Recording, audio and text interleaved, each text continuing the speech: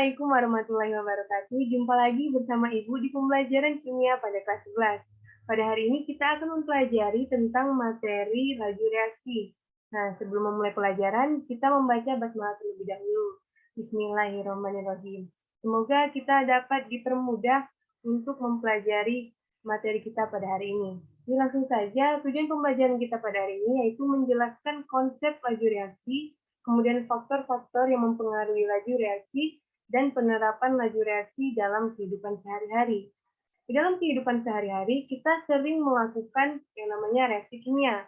Tentunya saja saat kita melarutkan redoxan di dalam air. Nah, terjadi proses pelarutan zat dan kemudian muncul gelembung-gelembung gas. Nah, proses reaksi ini tuh terjadi secara singkat ya. Namun, ada juga reaksi kimia yang terjadi secara tidak singkat atau yang cukup lama, seperti contohnya perkaratan pada besi. Itu membutuhkan waktu 7 hari untuk melihat perubahan yang terjadi pada besi.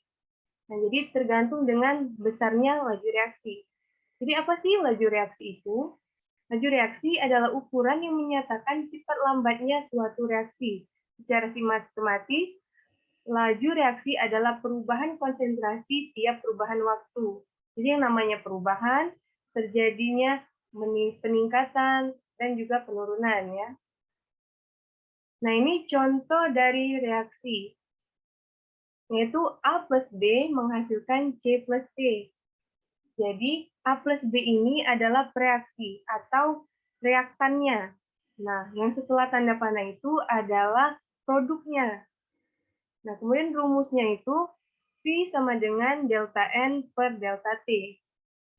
Jadi, V adalah laju reaksi, kemudian delta N adalah perubahan mol, kemudian delta T adalah perubahan waktunya.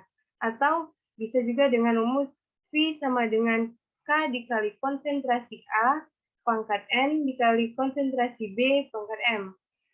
Jadi, K adalah konstan laju reaksi, N adalah order reaksi zat B, M adalah order reaksi zat A.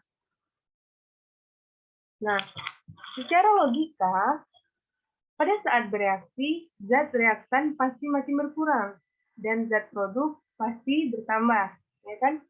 Nah, jadi dapat diingat bahwa reaktan itu, laju reaksinya itu berkurangnya konsentrasi zat tiap satuan waktu. Sedangkan produk itu bertambahnya konsentrasi zat tiap satuan waktu. Lanjut, ini contoh soalnya. Nah, logam Zn dicelupkan dalam asam klorida. Menurut reaksi, Zn ditambah 2HCl menghasilkan ZnCl2 ditambah H2. Apabila pada permulaan reaksi terdapat 25 gram Zn dengan AR-nya 65, setelah 5 menit tinggal 18,5 gram. Nah, bagaimana lagi pemakaian Zn ini? Di pembahasannya diketahui bahwa MZN pertamanya ini yang awal mulanya 25 gram, kemudian MZN yang berubah itu jadi 18,5 gram. Kemudian AR-nya 65 dan delta T-nya 5 menit kita ubah menjadi detik, jadi 300 detik. Jadi yang ditanya itu V-nya, V dari Zn ya. Jadi jawabannya VZN sama dengan delta N per delta T. Jadi didapatlah hasil 3,3 dikali 10 minus 4 mol per S. Ini dapat dipahami ya. Kemudian teori tumbukan. Suatu reaksi kimia pasti didahului adanya tumbukan antar partikel. Tetapi tidak semua tumbukan itu menghasilkan reaksi. Karena tumbukan yang menjadi reaksi haruslah tumbukan yang bereaksi dengan tepat dan juga energinya harus cukup. Jadi dalam suatu reaksi itu bisa terjadi karena adanya pemutusan ikatan lama dan membentuk ikatan baru, di mana hal ini diawali dengan adanya tumbukan terlebih dahulu. Dan keadaan ini disebut keadaan teraktivasi. Jadi energi aktivasi adalah energi minimum yang harus dimiliki oleh partikel bereaksi untuk menghasilkan tumbukan yang efektif. Nah, ini contoh dari grafik energi pengaktifan. Nah, bisa dilihat ini energinya yang dari reaksi, kemudian menghasilkan produk. Dan langsung lanjut. Dan faktor-faktor yang mempengaruhi laju reaksi. Jadi ada 4 faktor yang mempengaruhi laju reaksi. Yang pertama itu pengaruh dari konsentrasi. Yang namanya konsentrasi dalam kimia pasti berkaitan dengan kepekatan dan juga partikel yang ada. Di mana semakin tinggi konsentrasi, maka semakin banyak partikel, kemungkinan terjadinya tumbukan itu lebih besar juga. Sehingga kemungkinan reaksi lebih banyak juga. Ya. Kemudian yang selanjutnya, yaitu pengaruh luas bidang tumbukan atau luas permukaan tumbukan. Nah, jadi semakin banyak area yang dimiliki untuk melakukan tumbukan, maka tumbukan yang terjadi juga semakin banyak, sehingga reaksi akan berlangsung lebih cepat. Kemudian, pengaruh katalisator. Nah, katalis ini merupakan zat yang ditambahkan untuk mempercepat laju suatu reaksi, yaitu dengan menurunkan energi aktivasi sehingga semakin kecil energi aktivasinya, maka reaksi lebih mudah terjadi. Nah, katalisator ini sering digunakan dalam perusahaan industri, ya. Kemudian pengaruh suhu. Nah, yang pastinya suhu ini mempengaruhi laju reaksi. Mengapa? Karena semakin besar suhunya, maka gerak partikelnya akan semakin besar, sehingga energi kinetik juga semakin besar. Kemudian persamaan laju reaksi dan order reaksi. Persamaan laju reaksi hanya dapat dinyatakan berdasarkan data percobaan. Bentuk persamaan laju reaksi itu adalah sebagai berikut. Jadi yang seperti yang dijelaskan tadi, yang reaktan kemudian menghasilkan produk. Nah, ini rumusnya V yang sama seperti yang rumus yang awal tadi. V sama dengan K dikali konsentrasi X, yang tadi itu M ya, dikali B konsentrasi B pangkat Y. Nah, keterangannya ini. Ini dapat dilihat ya. Langsung saja. Kemudian order reaksi. Jadi order reaksi adalah bilangan pangkat dari besarnya konsentrasi reaksi pada persamaan laju reaksi. Berikut ini contoh-contoh dari beberapa persamaan laju reaksi dari beberapa reaksi. Dapat dilihat pada contoh reaksi ini. Jadi NO2 plus H2 menghasilkan H2O ditambah NO. Kemudian rumusnya ini, jadi pangkatnya itu ya, kalau order reaksi itu dia dilihat dari pangkatnya. Jadi bisa kalian catat ini ya. Kemudian grafik perubahan konsentrasi versus laju reaksi. Nah, ini adalah grafik dari konsentrasi versus laju reaksi. Jadi terlihat ya perubahan yang terjadi.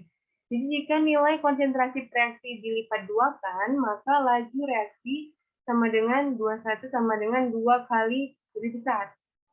Nah, jika nilai konsentrasi reaksi dilipat duakan, maka laju reaksi 22 sama dengan 4 kali lebih besar.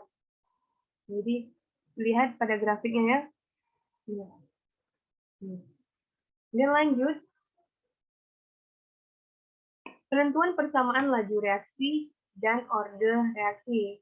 Persamaan laju reaksi ditentukan berdasarkan percobaan, seperti data hasil percobaan. Nanti ada contoh soalnya.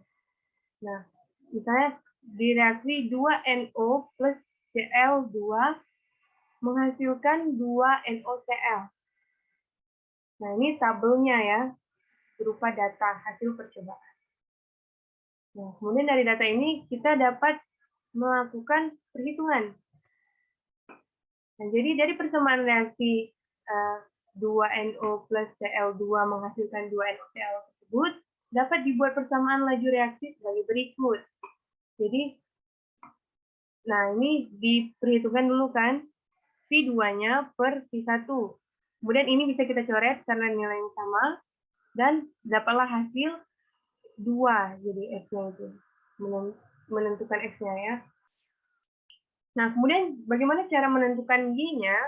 Nah, ini sama seperti yang X tadi.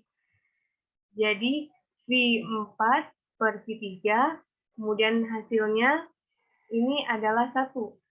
Nah, jadi reaksi total ordernya itu sama dengan X plus Y, jadi sama dengan 2 plus 1, itu 3. Nah, kemudian beberapa aktivitas sehari-hari yang merupakan terapan laju reaksi. Yang pertama itu jika seseorang membuat sambal. Biasanya cabai dipotong-potong terlebih dahulu sebelum dimasukkan dalam blender. Mengapa? Karena ketika kita memotong-motong itu akan mempercepat ya dia penghalusannya itu. Ya kan, kalau kalian suka masak pasti tahu. Kemudian yang kedua, gula Jawa supaya cepat larut itu dalam air pada pembuatan kolak itu diiris-iris terlebih dahulu, nggak langsung dimasukkan secara utuh. Itu karena ketika diiris-iris itu dapat mempercepat ya. Kemudian jika memasak menggunakan kayu bakar, kayu yang digunakan adalah belahan dari kayu gelondongan. Kemudian pada industri semen, batu kapur dihancurkan dengan mesin penghancur untuk mempercepat proses selanjutnya. Jadi dijadikan dulu seperti bubuk gitu ya, batu kapurnya itu. Kemudian yang terakhir itu pada industri kertas. Bahan-bahan yang digunakan untuk membuat bubur kertas itu digerus terlebih dahulu supaya campuran menjadi homogen dan reaksi berlangsung dengan sempurna. Ada banyak ya penerapan laju reaksi ini dalam kehidupan sehari-hari. Contohnya juga misalnya apa itu yang kembang api itu juga merupakan laju reaksi ya. Jadi banyak. Nah, ini Ibu punya soal latihan untuk kalian belajar di rumah. Nah, ini nggak banyak ya, ada 3. Jadi Ibu minta kalian